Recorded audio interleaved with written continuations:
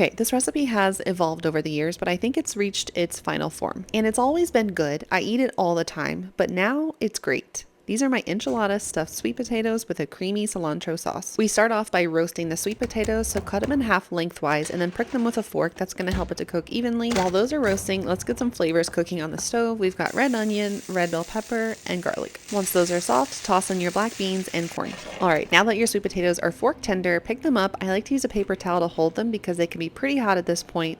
And then use a spoon to scoop out the insides of the sweet potatoes. Make sure to leave a little wall on the outside, which is going to act as our bowl. Then mix everything together with some sour cream, chopped chipotle peppers, and salt. And then you'll just stuff it all back into those hollowed out sweet potatoes. Make sure to pack it down so you can really fit as much as possible.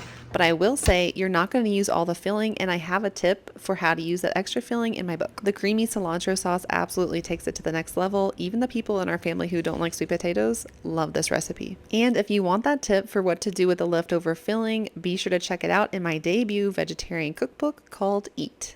I can't wait for you to try this one. Happy cooking!